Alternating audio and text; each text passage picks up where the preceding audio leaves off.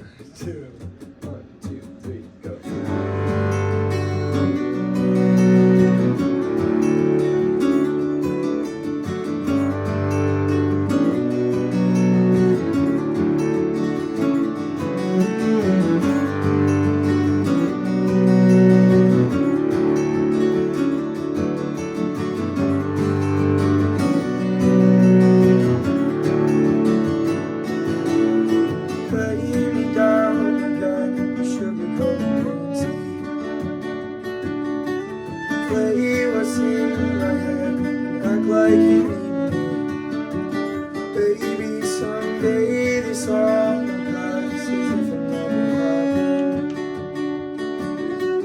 Where have you been?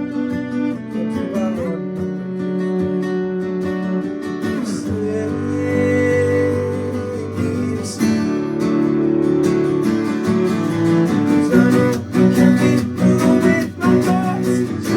I don't at all. Say you still love me. Say you still love me.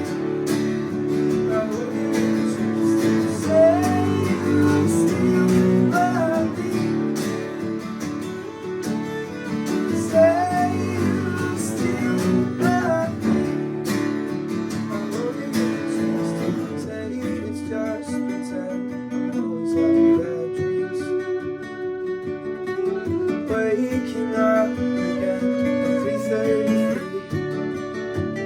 Maybe someday this all will pass as if it never happened. Where have you been? Do I want to know where you've been? Stay, please. 'Cause you know I can't be alone with my thoughts. 'Cause you think I don't mean it all. Say you still love me. Say you still love me. I hope it leaves you. Say you still love me. Say you still love me.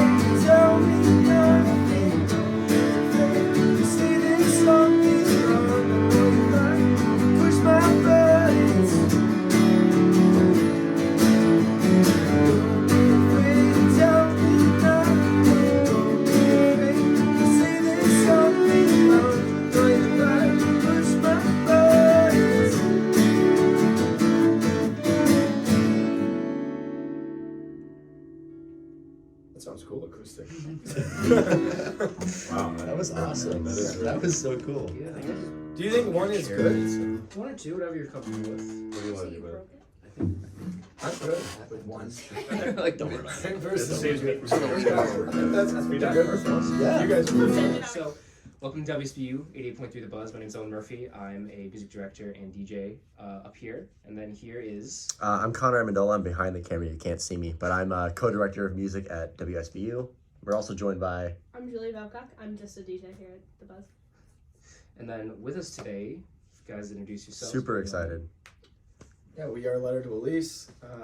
My name is Elliot Hunt. I am the singer and rhythm guitar player.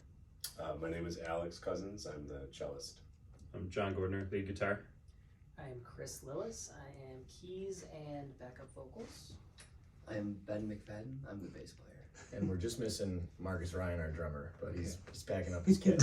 Yeah, I mean, kind of going off of that, you guys just finished up a pretty good set for a couple hours. We do mean just finished too. Just finished. Like, this is all very impromptu. We talked a little bit before about the interview, but that was all over email. And coming on, I don't know if we expressed that very well. But well, you guys did a very good job. I enjoyed it. And out of the three bands that we've had for spring weekend, I think far and away you guys kind of blew them out of the water in terms of stuff that you were doing, which I think was really cool. This is the first time, I mean, as a freshman, this is the first time that we've actually had bands on campus in a little while. And obviously you see, well, we found out that behind the camera, there's a poster for Mom Said No for another spring weekend concert that we didn't realize some of you guys are returning members of the band. Yeah, that was a fun time when we played here. What, 3 years ago? Yeah, about Four? that. Maybe Yeah, more. roughly 3 years ago. Yeah. But so kind of going into it, first question that I have off the bat is how did the band form? Obviously the name is from a Cure song, Yeah, if I that's know correct. correctly. It is, yeah. So I want to know how you guys kind of came together and where that came from. Sure. So it was really just a COVID project, Yeah. because we all individually still had our main projects going on. So when the world kind of shut down and everyone was locked in their houses, we had keys to a local studio, and we figured, okay, well, let's just stay in our bubble. And hey, we've got some of these songs written that we've been writing over the time of quarantine. So this isn't going to be anything we're not going to play out, but let's just release what's in our heads and stuff like that. So then we just recorded a 5-track EP. We didn't promote it, we didn't do anything, and we just kind of let that sit in 2020. And then as the timing all kind of worked out, those projects all ended, and we all kind of saw ourselves around each other and said, well, let's start this thing that already has a platform kind of made, right? Because there's music out there already with it, and that's how we're here now. Nice. Well, then kind of going off of that, I think you guys have a fairly unique band dynamic, at least instrumentation wise, because we have obviously cello, which is something that you don't see too much every day in a fairly more pop, I guess, oriented kind of group. But like musically, where do you what backgrounds do you guys come from, and how does that, do you think, influence what you're playing? Yeah, I come from a really strong classical music background. I've been playing cello 14 years, and so I was 14 when I started, and as soon as I started, it was really kind of just game over. That's what I wanted to do. It was a kind of laser path, if you will, laser focused path. And then I ended up going to music school. I studied cello at SUNY Fredonia for my bachelor's, and then I went off to Baltimore to the Peabody Conservatory of Music for a master's. And funny enough, was actually gonna settle down in Baltimore and kind of make a life. I was going to start a rock cello duo with this phenomenal cellist, but unfortunately in 2020 the pandemic shut everything down. But even in the course of my formal studies, if you will, I always kind of had the urge to kind of do something different and unique. I didn't ever want to just stay only playing one style of music. I come from, besides a classical music background, I love hard rock too. Yeah. So that's sort of a Cliff Notes version of that. I think that's kind of the cool dynamics with all the members. So it's kind of split in half, where me, Benny, and Chris are into that simple pop, find a hook and just get that in people's heads and repeat that. Yeah, right. And then on the other side of things, we've got musicians like John, Alex, and Marky, who are really technically skilled, and we're not just playing D to G. Instead, they're helping us figure out a way to make it actually interesting. So I think that's the really cool dynamics in the band here, because we think about writing for the people, and then we also have musicians that think about writing for other musicians to think that, oh wait, this is actually not just another basic band that's writing a 4-chord song. Not that there's anything wrong. No, hell, I love good I like 2-chord songs personally. Right, those are the best kind. 1 chord, sign me up. I'm gonna pick one and stick with it. It lets us sort of produce a style that's singable and still interesting Yeah. musically. Yeah. You know, and all the music theory that goes into it. So Yeah. it's it comes out in a cool way. Is there like one song that's like the definitive of that? I don't think that we have released yet, Yeah. but we will be releasing an EP late May that has 5 songs. Okay. And I think we're all very excited for that because right now with all the releases we have, it doesn't have any of us entirely. There isn't a single song out right now that is ours that has all 6 members on it. Just because the way that we all kind of trickled in member-wise. It started as a 4-piece, went to a 5-piece, became a 6-piece not too long ago. So I think what's cool too, like when we're writing, it's like anybody who has an idea and brings it to the band, like there's the assumption that it's going to be completely different because it's going to be put through like 5 other filters before it even gets to like what we would want to play live. Yeah. So there's like an assumption of like outside influence from everyone else. So. Yeah.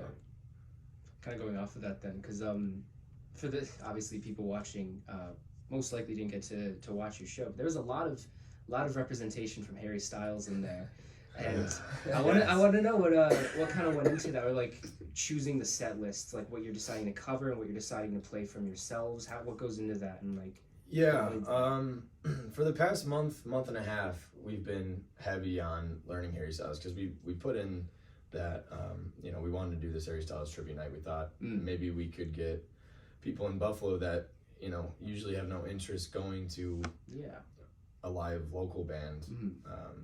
They would come out and see that, oh wait, there's actually there's talent to be found in Buffalo, and there's people that we can see, and finding an artist like Harry Styles where if we can relate to him, then maybe like we can start getting that buzz in Buffalo. So the reason we played that today is just because that's what's in our heads right now. So much of it. There's I mean, that's all we've done. That's literally It's all like we've done for the last it's like month. 100 hours of practice. Oh yeah, That's It's not a joke. tell you, Yeah, no, that's really. real. Yeah. it's we but it's been fun. I definitely have my influences from him. I just think he's like an amazing front man and stuff like that. So that's kind of my pull to that. More of a Nile guy myself. Some of us still have the sparkles on our face. Yeah. From the show. It'll I never woke go up with away. a rainbow sticker still on my face that I forgot I fell asleep with. That's how I dress in the morning. Yeah. This is Yeah, Ben actually put that on this morning. No, Before but Mitos. to talk about like a set list, to Yeah. answer the second part of your question, for me personally, I think we all kind of agree with this. We try to pace out things like in a way that, you kind of get a gamut of all the emotions in like, an hour and a half, We try to start big, maybe sometimes we'll start soft. A set list, we're always kind of tweaking it too, it's like a never ending journey of discovery, and you kind of get to see in real time like how an audience reacts, and you tweak it for next time. So Yeah. I know today was tough because it was not the best conditions to play a show in. Yeah. But sort of going into that, what was the almost like set list plan for Bonaventure? I'm curious. It was really to just kind of read the room and then Very off figure the it cuff. out. Yeah. Usually we're very much like, okay, it's an hour set, so let's time it out, and we ended right at an hour or whatever. But there's been so much headspace with that Harry Styles that we came in and we were like, all right, we got to just trust ourselves that we still remember how to play our own songs, because we haven't even looked at those until today. Probably since we recorded early March. But yeah, I would say today's kind of a fluke in terms of like we're just going for it. But usually we have it all planned out.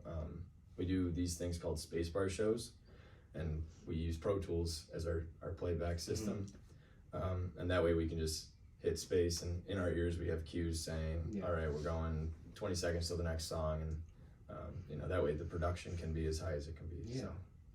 Kind of going off that, this is a very much a gear-focused question, because I'm big into gear. I'm very, very big gearhead. And coming into this and seeing all the bands, they have massive pedal boards constantly. And I've seen you guys come in with with the HX stomps, with the neural DSPs. Yeah. See, I don't want to know, like, is that a conscious decision that you've like kind of trended towards that sort of more, not digital, that's, well, I guess it is digital, but saying that without that negative connotation of like, it's not negative at all. exactly. See, they sound great. I mean, they sound great. There's some fantastic, especially bass tone. There's a lot of really good stuff going on in there. You just No, we're not. Just- We're never gonna hear the end of Oh, that. you're good. I have hard time. We got it on with video, bass too. tone, yeah. yeah. It's But gonna be like 3 I- years. There's gonna be a picture of us behind you, and he's gonna be like, "Hey, you guys remember?" You said that. But I want to know, because I mean, I personally have big into pedals, love pedals, love gear and stuff. But I do find myself wishing sometimes that I had this like single box that can do nearly everything. And I want to know, was that the sort of impetus behind that, and like what you're saying with the spacebar stuff, and start doing things more digitally through your computers and stuff? Yeah, I think it takes a little bit of humility, because like I was a big analog guy. Like Yeah. I had a Vox AC15 that I Oh, wow. absolutely loved, Yeah. and my pedal board was obnoxiously big, and like it just wasn't necessary. And we started doing this practice because we use our in-ear system and stuff like that. And it was amazing that we could be playing in a garage and no one's hearing anything besides just the sound of the picks hitting the strings. Exactly. So I think when we all decided to make that change is when we kind of got to get in the box of the studio, where everything is digital, but that's kind of the industry now. Yeah. And if there's a way where you can still make it sound like, a 4x12, even though it's just this little foot pedal, then you're doing something right. There was, I won't say too much because I know you guys are probably a lot more proficient in the pedal and gear talk than I am, but like I used to just rock a Tech 21 Sam fly rig. Yeah. And it was great, but like, I would run it through an amp and everything like that live, and I realized that like there's such a diverse amount of sound that you can get, like the HX Stomp has all these like pre-downloaded pedals and different kinds and different cabs, different preamps, different amp heads, like all of it. And like you're so limited with just like one crappy amp and like the Sans amp, and it's like you can like expand like insane amounts of sound. And so they specifically John and Alex talked me into the Stomp. So I think we feel comfortable with it because maybe 5 years ago it probably wouldn't have been this case, but it seems like the sound of a digital amp is sort of like approaching this asymptote of sounding like an analog amp, and it's so close right now that you really can't tell the difference. Like I guarantee you, anyone who says they can say the difference or find the difference, if you A/B him, I don't think they would. He's one of those guys. So yeah, it works for us, and it's so much easier to, we don't have to lug amps around.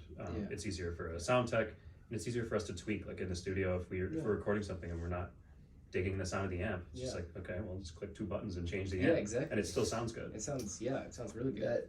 Oh, sorry. No, I actually have a longer sort of explanation why I like digital, if you don't mind. No, go for it. Yeah. Because I'm working with, not a guitar or a bass, so I was working with a whole new platform. And, my first experience with pedals was back in high school. I did like a talent show, and my friend loaned me like a Boss DS1 distortion pedal.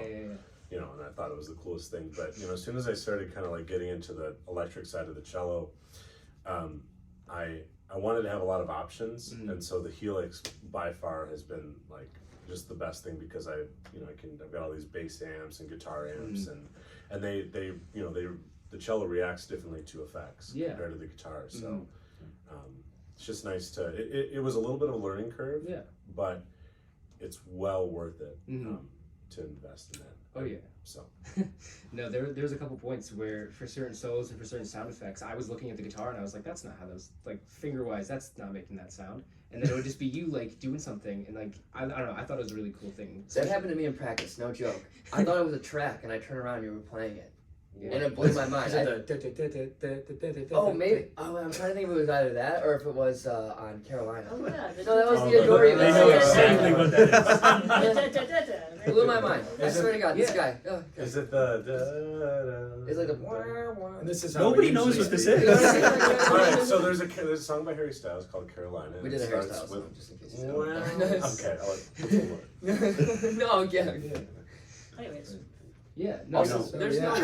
way. we know how to communicate well. Yeah. Yeah. That part.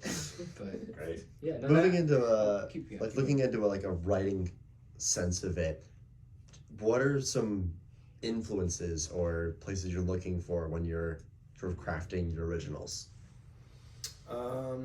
I think everyone sounds like they're the bands they listen to, right? And the good news is like none of us have the same taste. Mhm. Um, That's so true.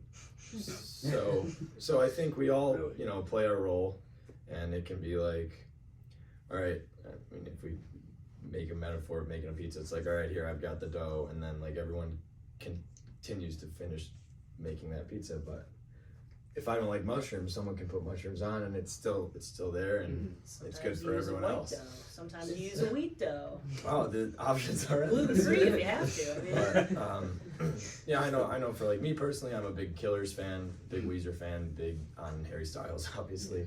And I mean, it's different. I mean, I'm like a hard rock guy. Like Yeah. I said, like I like right now Royal Blood, Queens of the Stone Yeah. Age. Queens of the Stone Age. Big, Yeah. big Queens of the Stone Age. I'm like back in Limp Bizkit right yeah. now. Oh you know? yeah. Like That's everything. That's all. I I would have. say, yeah, we played Yeah. we played Limp Bizkit when we were DJing beforehand. I mean, you and I a little bit talked about Nothing. That's a great band, man. It's a fantastic band. Oh we got my to interview Nicky Palermo from the band. Oh, that's not too sweet. long ago, which was really Yeah. fun. But yeah, That's like what I guess post like shoegaze kind of. Yeah. shoegaze, Yeah. post grunge. Yeah, that was a lot of fun talking about. That was what my first band was, like a shoegaze, Yeah. post grunge Nice. band. Very So. cool. Actually, go. Sorry, continue. Oh no, I was just gonna say. I think we just kind of pride ourselves at never saying no. Yeah. When something's brought to the table, like we'll always hear it out because, Mhm. if we just say no off the bat, then Yeah. we don't even know if it was a better idea or a worse idea. Yeah. One of my favorite things in the whole world is like, so we'll show an idea, right? And I'm like really into like the folk kind of Americana stuff right now. Like I'm a huge Tyler Childers fan. Yeah. You know what I mean? Stuff like that. And so like that's where a lot of my writing is coming from right now. And I'll like play it for these guys and they'll be like, well, what if we didn't do it like that? Like what if we sped it up? You know what I mean? And like, like added in kind of their sounds to it. It's like kind of that filters thing I was talking about. And it's just, I don't know, it's really cool. I like that. It just I like that a lot. lets it turn into something that we all love. Yeah. You'll sparkle right at the corner of your eye. Sparkles everywhere. And it's just, it like catches the light and it's adorable. Whoa. No, I think the one thing too is like there's so much like camaraderie in this band. We're all we've all gotten really close, and I mean, Chris, Ben, and Elliot have known each other for years, and I just came into the band in January, and we've just gotten so close, so fast, and there's such a sense of trust that like ultimately like what's best for the band and for our fans and for ourselves will all be sort of realized. And you're really there like as an artist to really kind of like bring the song, whatever that song is, to life, like kind of being a vessel. Yeah. No, yeah, that makes sense. Actually, kind of going off that a little bit, it is interesting because when Connor told me, that you guys were coming, a couple weeks ago, so I went and listened to the EPs just to get a feel of what it was going to be. Yeah. And it's interesting because I heard Green Tea, sorry, like I hear it on Spotify, and then I hear it live originally, and then I hear it live again, and it is interesting that the dynamics do change. Like I come from my family's very much into folk music, and so I see a lot of this sort of, especially with the cello there, I see a lot of like the dynamics in the acoustic version, how that changes from how it is out there. And it is interesting too because like there's a little bit of like I forget exactly what it's called, but like the dissonance where you go up and you play the one note that's just a half step up above that and at the same time, and it's so fun hearing that like live, and it has a very different sound or it's not live but before out there, and then hearing it in here is a very different thing. So seeing how that comes together is really cool to me. I don't know, very cool. Thanks, man. Yeah. Appreciate it. That is kind of fun though. I think like because we never really like sit down and plan out like, okay, this is gonna be our acoustic set. Yeah. Or this is gonna be that. Like it just like Decided the songs we were gonna play as we were walking up Yeah. to the studio. no, but like I mean, Which is yeah, so but like cool. I it think. is. It's like you kind of get to like super organic. yeah. That's It's not something we take into consideration. I guess it's very very off the But cuff, it- Yeah. serendipitous. Nice. I think it's cool because it's like a see what happens. Yeah. You know what I mean? And if something doesn't work, we sure won't do it the next time. It feels like most songs work acoustically. Yeah. Yeah. Yeah. I can definitely see Yeah. that. So in terms of release, you know, in 2020 you dropped your first EP, and then you had Day Drinking. Now, thanks to therapy, and then very recently, your cover of Medicine. Yeah. What's coming next? Where are we going from here? Before May 31st, Mhm. we'll be releasing a 5-track EP. Okay. And I'm excited for this one. It's got a whole range of songs in it. Like I said, it's the first time that us 6 are, you know, gonna be seen and heard. So Right. it's gonna be fun. Do you have anything else? I'm good. I do one last one. I mean, we kind of touched on it before, but I do want to know, like, individually, what do you guys, like, what are you listening to right now? That's, like, just at home, by yourself, turn on Spotify, Apple Music, whatever. And, like, what's the first thing you put on? We all just kind of chuckled a little bit because it's been Harry Styles for the past 2 months. It's like flashback 2 months and then answer that question. Yeah. I'm like, I don't know what I listen to right now. I'm like, oh my god.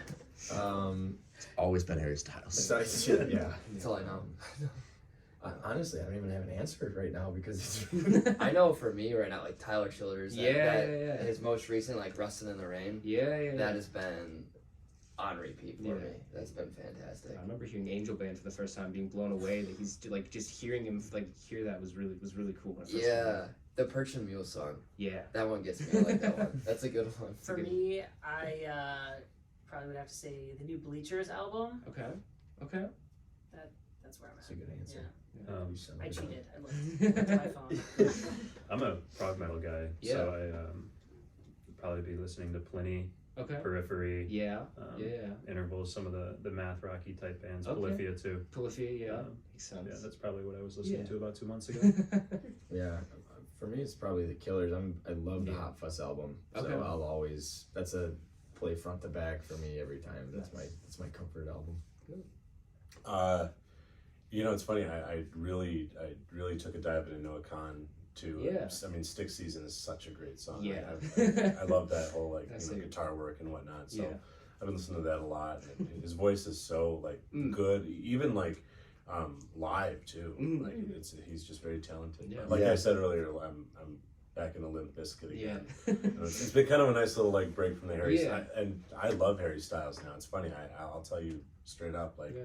You know, when we got this show, I liked Harry Styles. You know, Watermelon Sugar as it was really a stunning track to me. And you know, as I started working on this stuff and adapting it to the cello, I was like, oh my god. Yeah. You know, some of the stuff on Harry's House is it's expertly crafted Yeah.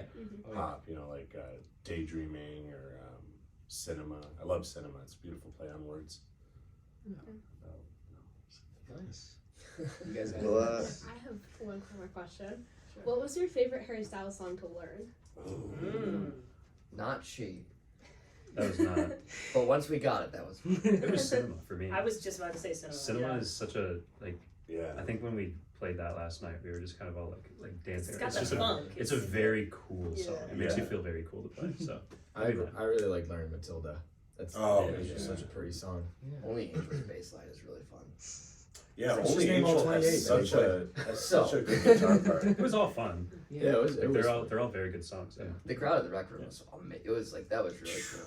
They were into it. yeah. That was Chris really cool. They likes were treat really people with kindness. I hate that song.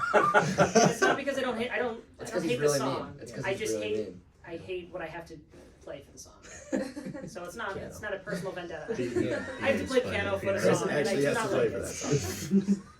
It's good. I know. I I have know. to know my cues. I know. I said I was out of questions, but I do have one, which is you know, adapting Harry Styles to Let It Release. That's a process. Yeah.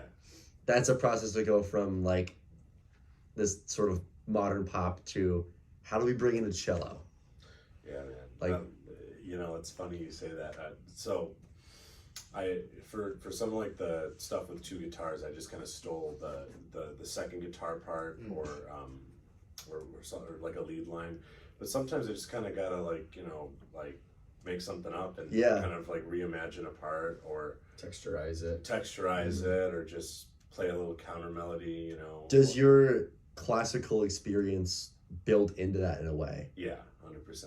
I was, even in school, I was also like improvising a lot. I took a lot of improv classes and just always, like I said, loved the creative end of things too. So For the rest of you, what's that like bringing in like a sort of new side to things when you're covering like a Harry Styles song you might already know? It's been awesome, honestly. Like I said, I'm just such a basic pop guy, so like it's just been cool to start being surrounded by this. Yeah. I mean, I don't even know. I feel like you try to make it your own no matter what when you're covering songs. Like you don't want it to sound exactly like the original. Like you want to put your flavor on it, So I think that definitely plays a role into it as well. I think like in terms of the the practicality of it, it was a lot of just like sitting down and listening to the track and saying, okay, what's not guitar, acoustic guitar, bass guitar, keys, and any strings, and then if whatever's left over, if we can put it into a track, record it ourselves. Like we had, multiple part harmonies going. We had some synth lines going in the track, and then we just sort of fill in the rest with whatever we can do, live. So my job was probably the easiest in transferring it over. Just in Clickings. way. Well, yeah, I mean, like it's just like the bass line is it's pop, so it's there and it's prominent and sometimes simple, but did a good job at like there's a lot of fun stuff in there as well. Yeah. So. Great. Yeah, I think that's Perfect. Well, guys, thank you so much. Thank you so I know much. this is Thanks for having very- us. Of Yeah. course. I know this is very impromptu, but I appreciate it a lot. It's great. This is us way no, too. yeah. Great. So yeah, and thank you for watching, and you are listening to WSBU 88.3 FM, The Buzz.